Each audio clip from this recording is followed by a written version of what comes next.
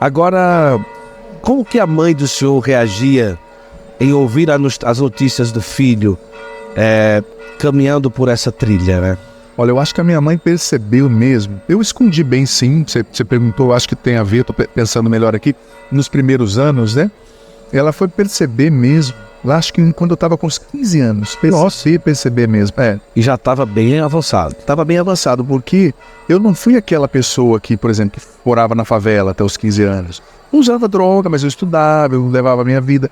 Aí quando chegou aos 15, a gente costuma dizer, eu descambei, né? Eu não conseguia mais segurar a onda do que era comum, né? Sim, entendi. Eu não conseguia mais fazer a escola, trocava a noite pelo dia, eu comecei a plantar maconha no fundo de casa. Não, como é plantar maconha? Plantar maconha. E a minha mãe, nossa, isso aí deve ter dom pra jardinagem, né? Ela não percebia que era? Nossa, como esse menino tá sensível.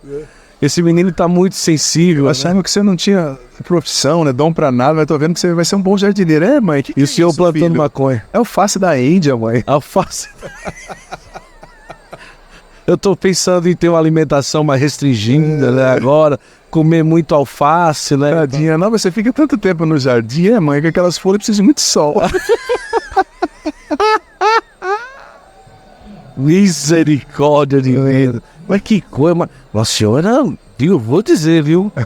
Era realmente muita energia, né? Muito. Então, aos 15 ali, é que realmente ela começa a perceber que a situação não tá boa. Começa a perceber. Ela foi conversar com o senhor ou não? Conversou, tentou conversar. Minha mãe foi muito guerreira. Eu acho assim que sozinha, né? Meu pai viajando. Aí começaram a chamar ela na escola e era muito humilhante. Ela sabia que ela ia para a escola. Sim. E 15 professores iam sentar, né? E ela no meio da roda só para detonar com ela, porque ela era responsável legal pelo adolescente que era eu. E eles tinham que reportar, né? Sabe, eles sabiam que ela sabia que eles iam acabar com ela por muito tempo. 15 professores? Pois é, todos os professores ali, né? Pra falar e tal. E eu era muito popular. por negativo, né? Porque não é bom, eu era muito popular, né? Então, infelizmente, ela sofreu muito. Mas ela foi muito guerreira. Muito guerreira. E aí tem um ponto que tem conexão com aquela consagração que ela fez quando eu era um feto, né, em gestação no seu ventre. Quando ela viu que o negócio estava feio, que ela ia me perder mesmo, ela começou a rezar muito, o que ela sempre fez desde o início, o terço e o rosário. Aí acontecia que eu chegava em casa chapado de droga, às vezes vomitado em cima de mim mesmo, sabe, mijado, me perdoa essa sinceridade, mas o cara na droga é assim.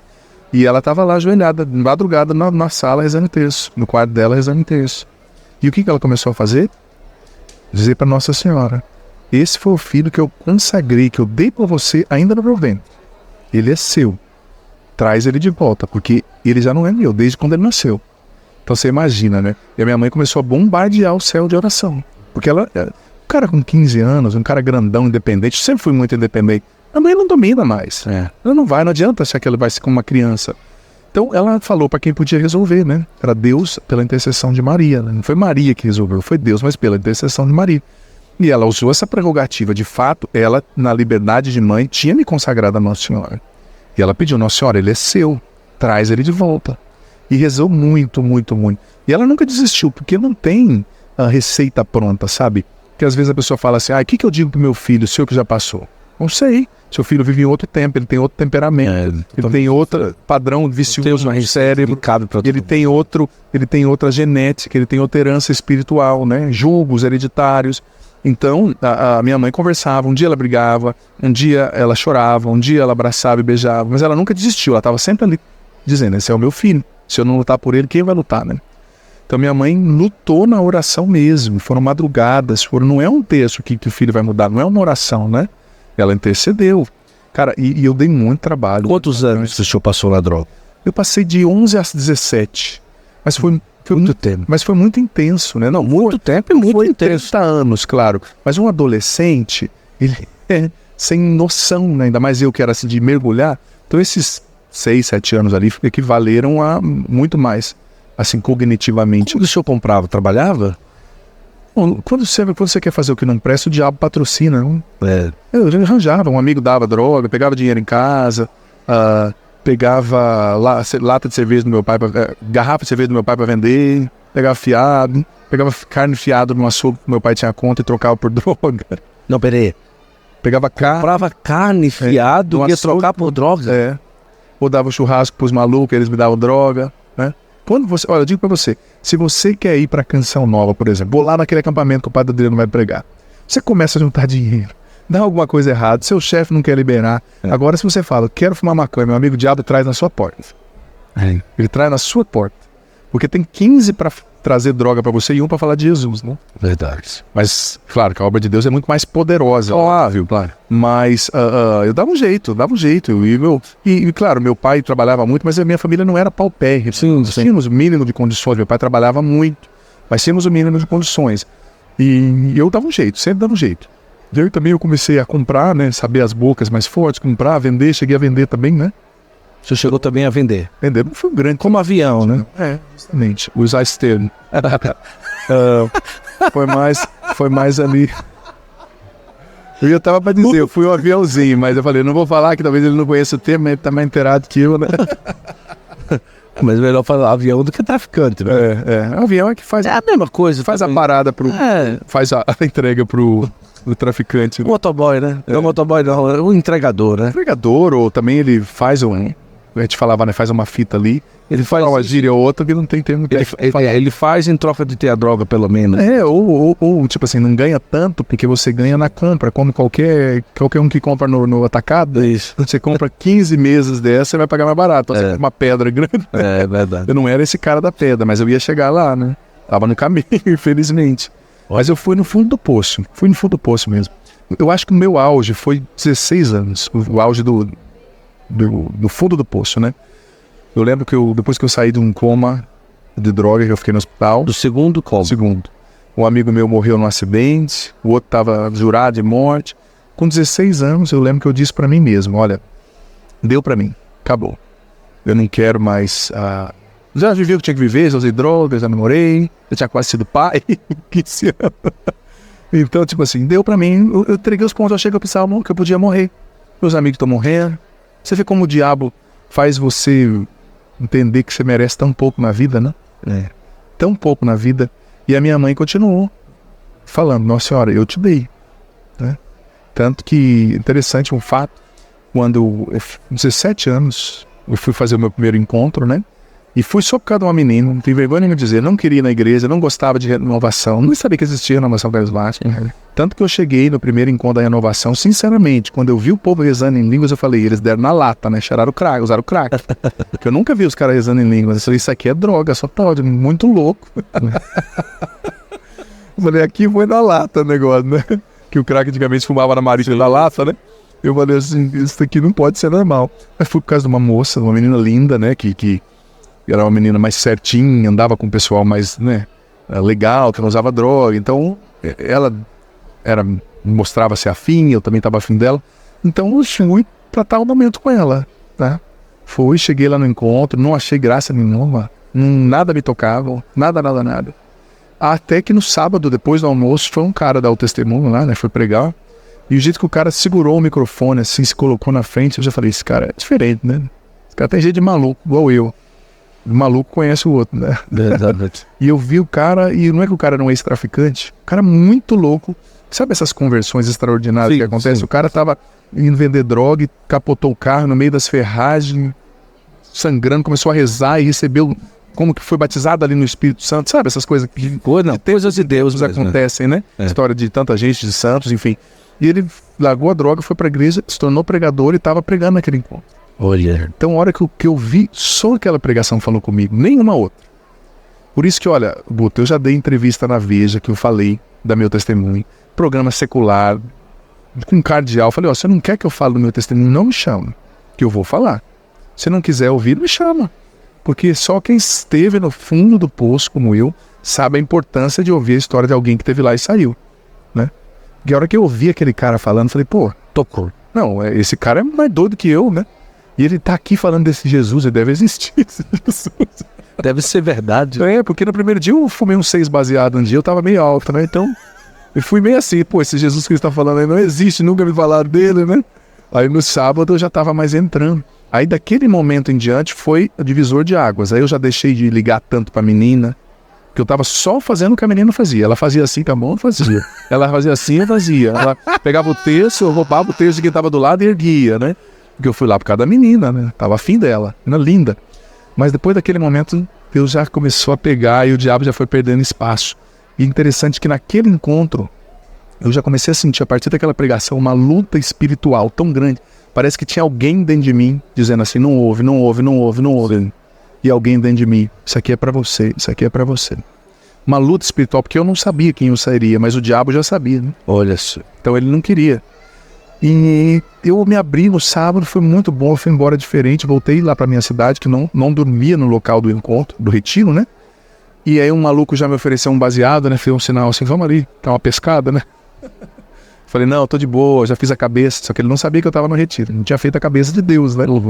E no domingo eu voltei, e aí selou, porque teve um momento de batismo no Espírito Santo, rezaram por mim, eu fui batizado no Espírito Santo.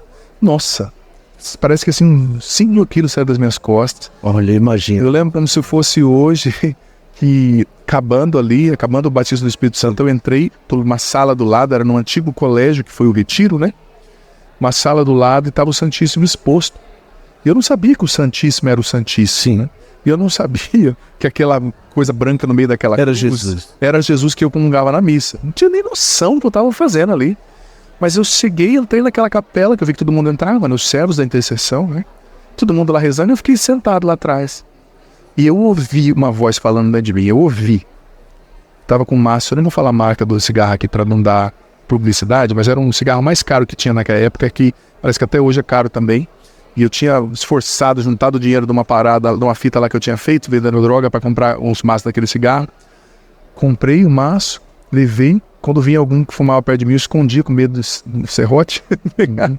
E eu ouvi uma voz falando dentro de mim, pega esse cigarro, leva na frente dessa cruz, que era o Santíssimo, porque eu não sabia que era o Santíssimo. Tinha uma paradinha ali também, uma cabeça de maconha, né? Um negocinho ali, que talvez eu ia fazer a cabeça depois. Eu peguei aquele maço de cigarro novo, lembro como se fosse hoje. Levei diante do Santíssimo e fiquei olhando ali para aquela cruz, que era o Santíssimo, né? E a voz de novo, mas eu ouvi a voz falando de mim, era uma voz forte, falou assim, agora você vai pisar 3 vezes. E eu peguei aquele maço de cigarro, pisei 3 vezes. Tinha gente na sala, assim, vendo. Ninguém entendeu nada. Aliás, talvez entenderam um jovem jogando um cigarro diante do Santíssimo e pisando, né? Devia ter fumado maconha, tá? Ou tava muito louco, né? Brincadeira, Fábio. Não, mas é verdade. Mas imagina, levantar e o senhor pisou 3 vezes? 3 vezes. Isso na capela da intercessão. Certo. E daquele momento, depois de eu pisar 3 vezes, eu ajoelhei. E daquele momento em diante eu sabia que nunca mais uma bituca de cigarro ou um caroço de pó de cocaína ou de maconha ia tocar minha boca. Nunca mais. Aquele dia foi o dia que ajoelhou o Adriano drogado e levantou o Adriano que seria sacerdote, né? Adriano consagrado a Nossa Senhora, né? E ali, nossa, e foi uma luta muito grande. A minha vida, eu vou ser sincero, sempre foi marcada por uma grande luta espiritual. Antes também, só que eu não sabia dizer, e eu me deixei levar pelo mal. Mas depois que eu me converti, uma grande luta espiritual. De eu acordar de madrugada, sentindo o diabo do meu lado. Foram inúmeras vezes, sabe? Sentindo, ouvindo, vendo, sabe? Muitas vezes. Eu saí desse retiro, acabei de sair, encontrei um muito louco amigo meu, um cabeludão lá, e já me levou pro sítio lá dele, a chácara, e já enrolou uma bomba, baseadão, né? A gente falava, já falou, fuma aí e tal. Não, tô de boa, tô de boa. Ô bicho, você foi pra esses retiros, os caras estão querendo te enganar, você não é igual eles, não adianta. Olha pra você, olha pra nós. O cara me ofereceu e eu resisti na frente dele. Não vou fumar. Isso foi no domingo. Só que na segunda, tudo bem, eu fiz uma experiência linda com Deus, mas eu era viciado. Eu acordei tremendo. Acordei tremendo de vontade de usar droga na segunda. Tremendo? Tremendo. E aí eu falei, o que eu vou fazer? Acordei, lembrei do retiro das orações, ajoelhei na beirada da minha cama, né? E não sabia o que falar, não sabia se eu rezava. Aí a hora que eu olho para a beirada da cama, eu vi um terço azul, bem bonitinho. O meu pai tinha passado em Aparecida do Norte, ele sempre quando ele ia para o Rio de Janeiro, ele passava em Aparecida e trouxe esse terço para mim. Aí eu peguei o terço na mão, olhei pro terço, o terço olhou para mim, falei, cara, é muita bolinha. Mas daí eu falei, vou rezar. Rezei só umas Ave Marias e saí. Aí fui na cabeça, um amigo meu, pro sítio dele lá, e no final ele enrolou uma bomba, ele foi para mim, minha mão tremia pro lado assim, baseado, né? E eu não fumei. Mas daí eu entendi que eu não ia conseguir, sozinho. Cheguei, me fechei no quarto à noite, e o texto que eu tinha começado e não terminado, eu terminei à noite. Do meu jeito, eu não sabia contemplar, né? Assim, contemplando. Mas eu rezei, eu sabia que tinha Ave Maria, Pai Nosso, Glória, de vez em quando um creio, eu rezava creio no final, mas eu rezei. E naquele momento que eu rezei, no segundo dia depois do retiro, eu saí no domingo, isso era segunda tarde, aquela vontade de voltar a fumar, cheirar, sumiu dentro de mim, sumiu. E eu estava ajoelhado assim naquela época, os mais antigos vão entender, né? Tinha um armário com uma penteadeira, né? Um espelho. E eu olhei para mim mesmo, né? Eu disse para mim, depois que eu rezei aquele texto, a partir de hoje você nunca mais vai dormir sem rezar um texto. E foi assim que aconteceu. Todo dia eu rezava. E vinham me oferecer droga, e as meninas me ligavam, vem que deve em casa, você não gosta mais, né? Me provocando. E eu ficava lá com ela. Você não gosta mais. Não, ou seja, não é o diabo, né? É. Tipo assim, vem aqui. Só que se eu soubesse que ia estar, se eu fosse lá, o que ia rolar? Pó, cocaína. Sim. E eu não queria mais aquilo, porque eu tinha sentido Deus, eu tinha encontrado Jesus, eu tinha sentido... Cara, é diferente quando você sente Jesus dentro de você. Ninguém, não foi minha mãe que falou, não foi ninguém. Eu senti, eu tive meu encontro pessoal com Jesus naquele encanto. Fui batizado no Espírito Santo. E Nossa Senhora sempre esteve muito forte ali. Então eu fui rezando o texto todo dia e oferecendo muitas vezes. Pra você ter noção, nós mudamos uma cidade grande, ou daquela cidade pequena para uma cidade maior, quase 1 milhão de habitantes, no Paraná mesmo. E quando nós acabamos de deixar a mudança, eu fui dar uma volta na rua. Não acredito. Na cidade nova, né, que nós mudamos. Ali 1 ano que eu tinha... 1 ano não, 5 meses que eu tinha largado a droga. Sabe quem foi a primeira pessoa que eu encontrei na esquina? O maior traficante da região. O senhor conhecia? Não, nunca tinha visto. Ele, você mudou aqui e tal, começou a conversar. E viu, acho que eu tinha um jeito ainda meio, né, de maluco. Ainda já falou, olha, eu sou fulano, você pode perguntar de mim. Tá aqui, meu contato, o número da minha casa é tal, na rua de trás, qualquer coisa que você precisar. Meu pó é de primeira, você vai atrás de mim. Primeira pessoa que eu conheci. Caramba, coisa do demônio mesmo. Coisa do demônio. Não, eu vivi muita luta espiritual. Muita luta espiritual. Porque como eu disse, eu não sabia quem Deus ia me fazer um sacerdote, né? Mas o diabo sabia. De Deus também, óbvio. Claro. Então, as lutas que você vive hoje, que você que está em casa, né, acompanhando aí, vive hoje, não tem a ver só com o seu presente. Não tem a ver com o que você é. Mas tem a ver com o que Deus vai te tornar.